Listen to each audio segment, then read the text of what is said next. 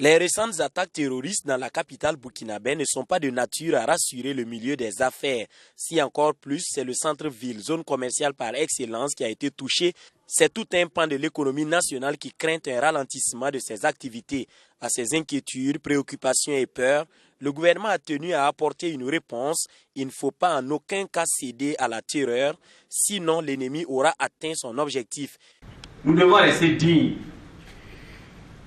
Ne nous laissons pas aller dans certaines tentations du genre « Ah, mais comme ça, là, comme avant, on s'entendait avec eux, est-ce qu'aujourd'hui encore, on ne peut pas tenter de nouer des alliances avec eux ?»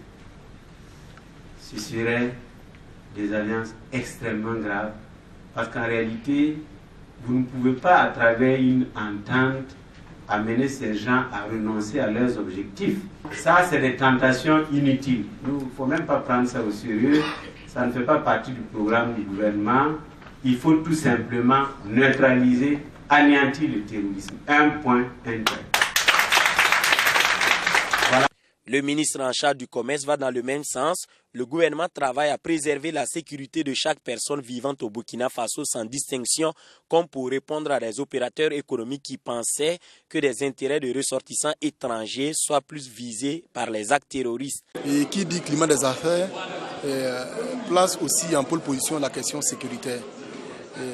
Donc avec le ministre de la Sécurité, nous avons pu échanger avec les acteurs du secteur privé pour à la fois donner l'information sur l'ensemble des dispositions que prend le gouvernement pour continuer à sécuriser la vie des Burkinabés et aussi à sécuriser les biens et l'ensemble des commerces.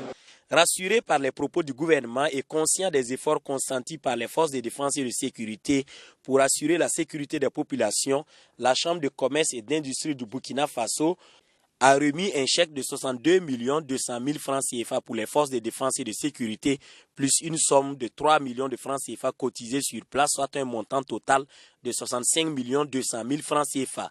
Quand il n'y a pas de paix, quand il n'y a pas de sécurité, il n'y a pas de business, il n'y a pas d'affaires.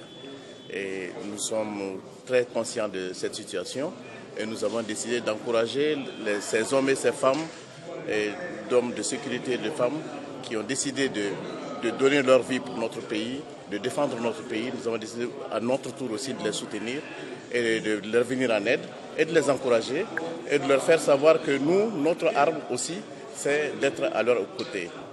Et nous avons décidé de rester debout. Vous avez vu ce matin comme... Le ministre de la Sécurité a rappelé aux hommes d'affaires que les forces de défense et de sécurité tirent des leçons de chaque attaque afin d'être le plus efficace possible, de sorte qu'à défaut d'éviter les attaques, une riposte claire puisse y être donnée en cas de survenue.